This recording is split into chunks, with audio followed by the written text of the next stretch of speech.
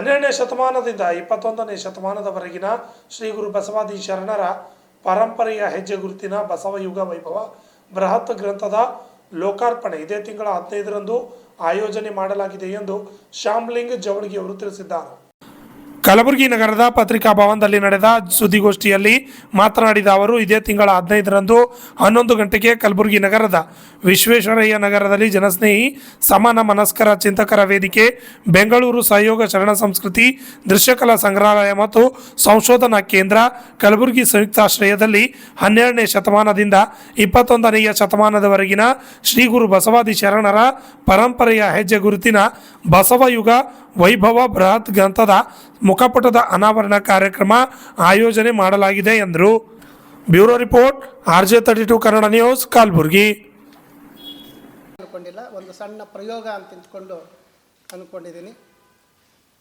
ನೀವು ಕೊಟ್ಟಂಥ 20 ನಿಮಿಷದಲ್ಲಿ ಆ 800 ಪುಟಗಳ ವಿಷಯವನ್ನು ಹೇಳೋದು ಇನ್ನೂ ಕಷ್ಟದ ಕೆಲಸನೇ. ಆದರೆ ಹಿಂದೆ ಒಂದು ನಾಣ್ಣುಡಿ ಇತ್ತು. ಹಳ್ಳಿಯಲ್ಲಿ ಅಜ್ಜಿ ಒಬ್ಬರು ಮನೆಗೆ ಹೋಗ್ತಿದ್ರಂತೆ ಮಜ್ಜಿಗೆ ಕೇಳೋದಕ್ಕೆ. ಆ ಮಜ್ಜಿಗೆ ಕೊಡೋರು ಏನು ಹೇಳ್ತಿದ್ರು ಅಂತಂದರೆ, ರಾಮಾಯಣ ಹೇಳು ಮಜ್ಜಿಗೆ ಕೊಡ್ತೇನೆ, ರಾಮಾಯಣ ಹೇಳು ಮಜ್ಜಿಗೆ ಕೊಡ್ತೀನಿ ಅಂತ. ಸರಿ ಅಂತ ಅಜ್ಜಿ ಹೇಳಿದ್ಲಂತೆ. ಒಳಗೆ ಹೋಗಿ ಮಜ್ಜಿಗೆ ತರೋದ್ರೊಳಗೆ ಹೇಳಿದ್ಲಂತೆ, ದಶರಥ ಕಂದ, ರಾವಣ ಕೊಂದ, ಸೀತಾ ತಂದ. ಸೊ 3 ವಾಕ್ಯಗಳು ಇಡೀ ರಾಮಾಯಣದ ಒಂದು ಸಾರಾಂಶವನ್ನು ಹೇಳಿದಂಥ ಅಜ್ಜಿಯನ್ನು ನೆನೆಸ್ಕೊಂಡು ಇವತ್ತು 20 ನಿಮಿಷದಲ್ಲಿ ಈ ಒಂದು ಬಸವಯುಗ ವೈಭವ ಗ್ರಂಥದ ಪರಿಚಯವನ್ನು ತಮಗೆ ಮಾಡಿಕೊಡೋದಕ್ಕೆ ನಾನು ಇಷ್ಟಪಡ್ತಾ ಇದ್ದೇನೆ. ಬಹುಶಃ ನಾನು 2023ರಲ್ಲಿ ಈ ಬಸವಯುಗ ವೈಭವದ ಮೊದಲನೇ ಕಲಾವಿದರದ ಒಂದು ಸಭೆ ಕಲಬುರಗಿಯಲ್ಲಿ ಆಯಿತು. ಅದಾದ ಮೇಲೆ ಸುಮಾರು ಕರ್ನಾಟಕದಾದ್ಯಂತ 31 ಜಿಲ್ಲೆಗಳಲ್ಲಿ ಸಮಾಲೋಚನಾ ಸಭೆಗಳನ್ನು ಮಾಡಿದೆ. ಎಲ್ಲ ಕ್ಷೇತ್ರದಲ್ಲಿರುವಂಥ ಪ್ರತಿನಿಧಿಗಳನ್ನು ಭೇಟಿ ಮಾಡಿ ಅವರ ಸಲಹೆ ಮಾರ್ಗದರ್ಶನಗಳನ್ನು ತಗೊಂಡೆ. ಅಲ್ಲದೆ ಈ ಒಂದು ಗ್ರಂಥಕ್ಕೆ ದೇವಸ್ಥಾನಕ್ಕೆ ಬಂಗಾರದ ಕಳಸ ಇಟ್ಟಂಗೆ ಖ್ಯಾತ ಸಂಶೋಧಕರು, ವಿಶ್ರಾಂತ ಪ್ರಾಧ್ಯಾಪಕರು ಆದಂಥ ಡಾಕ್ಟರ್ ವೀರಣ್ಣ ರಾಜೂರವರು ಮುನ್ನುಡಿ ಬರೆದಿದ್ದಾರೆ. ಡಾಕ್ಟರ್ ರಂಜಾನ್ ದರ್ಗಾ ಅವರು ಬೆನ್ನುಡಿ ಬರೆದಿದ್ದಾರೆ. ಡಾಕ್ಟರ್ ಸಿ ಸೋಮಶೇಖರ್ ಅವರು ಅಖಿಲ ಭಾರತ ಶರಣ ಸಾಹಿತ್ಯ ಪರಿಷತ್ತಿನ ಅಧ್ಯಕ್ಷರು, ಅವರು ಚೆನ್ನುಡಿಯನ್ನು ಬರೆದಿದ್ದಾರೆ. ಅದಲ್ಲದೆ 5-6 ಜನಗಳು ಬೇರೆ ಬೇರೆ ಕ್ಷೇತ್ರದಲ್ಲಿರುವಂಥ ಗಣ್ಯರು ಇದಕ್ಕೆ ಪ್ರತಿಕ್ರಿಯೆಯನ್ನು ಕೊಟ್ಟಿದ್ದಾರೆ. ಇದರ ಹಿನ್ನೆಲೆಯಾಗಿ 12ನೇ ಶತಮಾನ ಕರ್ನಾಟಕದ ಸಾಂಸ್ಕೃತಿಕ ಚರಿತ್ರೆಯಲ್ಲಿ ಒಂದು ಅವಿಸ್ಮರಣೀಯ ಕಾಲಘಟ್ಟ. ಅಂದು ಕಾಯಕ ಜೀವಿಗಳೆನಿಸಿದ ಬಸವಾದಿ ಶರಣರು ಗೈದ ಸಮಾಜೋಧಾರ್ಮಿಕ ಸಮಗ್ರ ಕ್ರಾಂತಿಯು ಜಾಗತಿಕ ಇತಿಹಾಸದಲ್ಲಿಯೇ ಹಿಂದೆಂದೂ ಕಂಡರಿಯದ ಅಪೂರ್ವ ಘಟನೆ.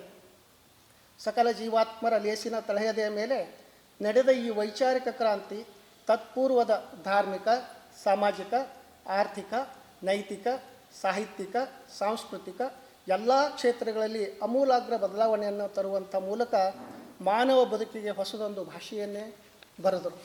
ಸೊ ಈ ಹಿನ್ನೆಲೆಯಲ್ಲಿ ಇಟ್ಕೊಂಡು ಕೇವಲ ಪರಿವಿಡಿಯಲ್ಲಿ ಕೆಲವು ವಿಚಾರಗಳನ್ನು ಹೇಳಿದ್ರೆ ಬಹುಶಃ ಅದಕ್ಕೆ ಒಂದು ವಿವರಣೆ ಕೊಟ್ಟದಂಗೆ ಆಗುತ್ತೆ ಅಂತ ತಿಳ್ಕೊಂಡು ಈ ಗ್ರಂಥದಲ್ಲಿ 11 ವಿಭಾಗಗಳು ಬರ್ತವೆ. ಮೊದಲನೇ ವಿಭಾಗ ವಚನ ಸಂವಿಧಾನ ಬರ್ತದೆ. ಅದರಲ್ಲಿ ಭಾರತ ಮತ್ತು ಕರ್ನಾಟಕ ಇತಿಹಾಸ ಪರಿಚಯ ಬರ್ತದೆ. ದೇವರು, ಧರ್ಮ, ಸಾಹಿತ್ಯ, ಕಲೆ, ಸಂಸ್ಕೃತಿ, ಆಮೇಲೆ ಬಸವೋದಯದ ಮುಂದಿನ ಸಮಾಜ ಚಿತ್ರಣ ಹೇಗಿತ್ತು ಅನ್ನುವಂಥದ್ದು ಬರ್ತದೆ. ಎರಡನೇ ಭಾಗ ಇಡೀ ಆ ಗ್ರಂಥದ ಜೀವಾಳ ಬಸವಣ್ಣನವರ ಜೀವನ ಚೈತ್ರ, ಸುಮಾರು 114 ಉಪಶೀರ್ಷಿಕೆಗಳನ್ನು ಒಳಗೊಂಡು ಪ್ರತಿಯೊಂದು ಘಟನೆಗಳನ್ನು ಕೇವಲ ವಚನಗಳ ಆಧಾರಿತವಾದಂಥ ಘಟನೆಗಳನ್ನು ಇಟ್ಟುಕೊಂಡು ಇಲ್ಲಿ ಹೆಣೆಯಲಾಗಿದೆ. 114 ಉಪಶೀರ್ಷಿಕೆಗಳ ಮುಖಾಂತರ ಇಲ್ಲಿ ಕೊಡಲಾಗಿದೆ. ಮೂರನೇದು ಭಾಗ ವಚನಕಾರರು, ಬಸವಯುಗದ ವಚನಕಾರರು, ಬಸವೋತ್ತರ ಕಾಲದ ವಚನಕಾರರು, 251 ವಚನಕಾರನ ಪರಿಚಯ ಮಾಡಿಸಲಾಗಿದೆ. ಪ್ರತಿಯೊಂದು ಪುಟದಲ್ಲಿಯೂ ಸಹ ಚಿತ್ರಗಳನ್ನು ಕಾಣ್ತೀರಿ. ವಚನಕಾರರ ಪರಿಚಯ ಮಾಡೋದಂದರೆ ಸಂಕ್ಷಿಪ್ತವಾದಂಥ ಪರಿಚಯ ಬಯೋಡೇಟ್ ಥರ ಕೊಟ್ಟಿದ್ದೀವಿ. ಅವ್ರದ್ದೊಂದು ವಚನ ಕೊಟ್ಟಿದ್ದೀವಿ, ಅವ್ರದ್ದೊಂದು ಭಾವಚಿತ್ರ ಕೊಟ್ಟಿದ್ದೀವಿ. ಮುಂದೆ 4ನೇ ಭಾಗದಲ್ಲಿ 63 ಪುರಾತನರು, 770 ಅಮರಗಣಗಳು, 101 ವಿರಕ್ತರ ಒಂದು ಹೆಸರಿನ ಪಟ್ಟಿಯನ್ನು ಕೊಟ್ಟಿದ್ದೀವಿ. 5ನೇ ಭಾಗ ಕಲ್ಯಾಣವಾಯಿತು ವಿಜಯನಗರ ಸಾಮ್ರಾಜ್ಯ. ಕಲ್ಯಾಣ ಕ್ರಾಂತಿ ಆದಮೇಲೆ 14-15 ಶತಮಾನದಲ್ಲಿ ವಿಜಯನಗರ ಸಾಮ್ರಾಜ್ಯದಲ್ಲಿ ಅದ್ಭುತವಾದಂಥ ವಚನಗಳ ಒಂದು ಪರಿಷ್ಕರಣೆ ಆ ಕೆಲಸ ನಡೀತದೆ, ಅದ್ರ ಬಗ್ಗೆ ಮಾಹಿತಿಯನ್ನು ಕೊಟ್ಟಿದ್ದೀನಿ. ಆಮೇಲೆ ಬಸವ ಜಯಂತಿ ಪ್ರಾರಂಭ ಆಗಿದ್ದು ಹೇಗೆ ಎಂತು ಅನ್ನುವಂಥದ್ದು ಡಾಕ್ಟರ್ ಹರ್ಡೇಕರ್ ಮಂಜಪ್ಪನವರ ಬರಹಗಳಲ್ಲಿ ನಾವು ನೋಡ್ತಾ ಇದ್ದೀವಿ. 3ನೇದಾಗಿ ಅಷ್ಟಶತಮಾನೋತ್ಸವ 1967-68ರಲ್ಲಿ ಇಡೀ ಭಾರತಾದ್ಯಂತ ಬಸವಣ್ಣನವರ ಅಷ್ಟಶತಮಾನೋತ್ಸವ ಸರ್ಕಾರದ ಕಡೆಯಿಂದ ನಡೆದಂಥದ್ದು ಮಾಹಿತಿ ಕೊಡ್ತಾ ಇದ್ದೀವಿ. ಅದ್ರ ಜೊತೆಗೆ ಹಂಪಿಯಿಂದ ಬಸವ ಕಲ್ಯಾಣದವರೆಗೂ ಒಂದು ಪಾದಯಾತ್ರೆ ಆಗಿರ್ತದೆ, ಐತಿಹಾಸಿಕವಾದಂಥದ್ದು ಆ ವಿಚಾರ ಇದೆ. ಮಹಿಳಾ ಜಗದ್ಗುರು ಪೀಠ ಸ್ಥಾಪನೆ ಮಾಡ್ತಾರೆ, ಆ ವಿಚಾರವನ್ನು ಕೊಟ್ಟಿದ್ದೀವಿ. ಬಸವ ನಾಣ್ಯ ಬಿಡುಗಡೆ ಮಾಡಿರುವಂಥ ವಿಚಾರವನ್ನು ಕೊಟ್ಟಿದ್ದೀವಿ. ಮುಂದೆ 6ನೇ ಭಾಗದಲ್ಲಿ ಸಮಕಾಲೀನ ಶರಣರು ಕಂಡಂತೆ ಬಸವಣ್ಣನವರು, ಅವಾಗಿನ ಶರಣರು ಬಸವಣ್ಣವ್ರ ಬಗ್ಗೆ ಏನೇನು ಅವರ ಅಭಿಪ್ರಾಯ ಇತ್ತು ಅನ್ನೋವಂಥದ್ದು ಮಾತುಗಳನ್ನು ಅವರು ಹೇಳಿದ್ದಾರೆ. ಆಮೇಲೆ 12ನೇ ಶತಮಾನದಿಂದ 21ನೇ ಶತಮಾನದವರೆಗೂ ಕವಿಗಳು ಬಸವಣ್ಣನವರ ಬಗ್ಗೆ ಏನು ಹೇಳಿದ್ದಾರೆ ಅನ್ನುವಂಥದ್ದು ಅದ್ಭುತವಾದಂಥ ವಿಚಾರಗಳನ್ನು ಇಲ್ಲಿ ಮಾಹಿತಿಯನ್ನು ಕೊಡಲಾಗಿದೆ. ಆಮೇಲೆ ದೇಶದ ಗಣ್ಯರು ಕಂಡಂತೆ ಬಸವಣ್ಣನವರು ಆ ಒಂದು ಭಾಗ ಬರ್ತದೆ. ಅದಾದಮೇಲೆ ವಿದೇಶದ ವಿದ್ವಾಂಸರು ಕಂಡಂತೆ ಬಸವಣ್ಣನವರು ಆ ಭಾಗ ಬರುತ್ತೆ. ಅದಾದಮೇಲೆ ಮುಂದೆ 7ನೇ ಭಾಗ ದೃಶ್ಯ ಮಾಧ್ಯಮಗಳಲ್ಲಿ ಅಭಿವ್ಯಕ್ತಗೊಂಡ ಬಸವಣ್ಣನವರು, ಅದರಲ್ಲಿ ಚಿತ್ರಕಲಾವಿದರು ಕಂಡಂತೆ ಬಸವಣ್ಣನವರು, ಕರಕುಶಲ ಕಲಾವಿದರು ಕಂಡಂತೆ ಬಸವಣ್ಣನವರು, ವಚನ ದೃಶ್ಯ, ವಚನೋದ್ಯಾನ, ಚಲನಚಿತ್ರ, ಯಕ್ಷಗಾನ, ನಾಟಕ, ನೃತ್ಯ, ರೂಪಕ, ಸಂಗೀತ ಈ ವಿಭಾಗ ಬರ್ತದೆ. ಮುಂದೆ 8ನೇ ವಿಭಾಗದಲ್ಲಿ ವಚನ ಸಾಹಿತ್ಯ ವಾಹಿನಿ, ಬಸವಣ್ಣನವರು ಕುರಿತಂಥ ಗ್ರಂಥಗಳ ಪಟ್ಟಿ, ಶಾಸನಗಳಲ್ಲಿ ಬಸವಣ್ಣನವರ ಪ್ರಮುಖ ಸ್ಮಾರಕಗಳು.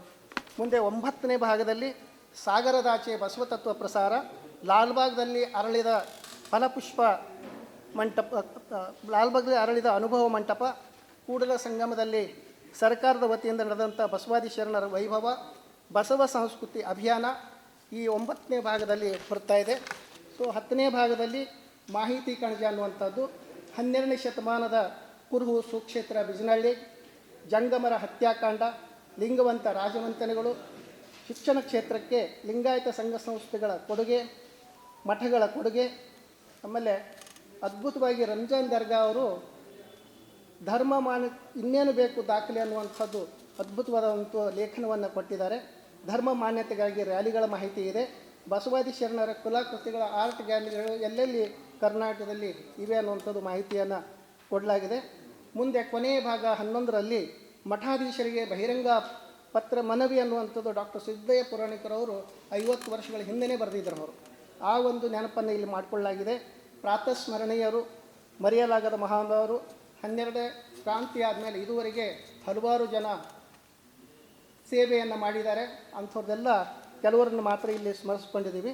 ಸೊ ಈ ರೀತಿಯಾಗಿ ಸಂಕ್ಷಿಪ್ತವಾಗಿ ಈ ಗ್ರಂಥದಲ್ಲಿ ಬರುವಂಥ ಪರಿವಿಡಿ, ಇಡೀ ಪರಿವಿಡಿನೇ 13.5 ಪುಟ ಆಗ್ತಾ ಇರೋದಂತ ಸಂಕ್ಷಿಪ್ತವಾಗಿ ತಮ್ಮ ಎದುರುಗಡೆ ಇಲ್ಲಿ ಇಟ್ಟಿರೋದಾಗಿದೆ. ಈಗ 2ನೇ ವಿಚಾರ, ಈ ಗ್ರಂಥದ ಮುಖಪುಟದ ಬಿಡುಗಡೆ ಇದೆ 15ನೇ ತಾರೀಕು ಇಲ್ಲೇ ಕಲಬುರಗಿಯಲ್ಲಿ.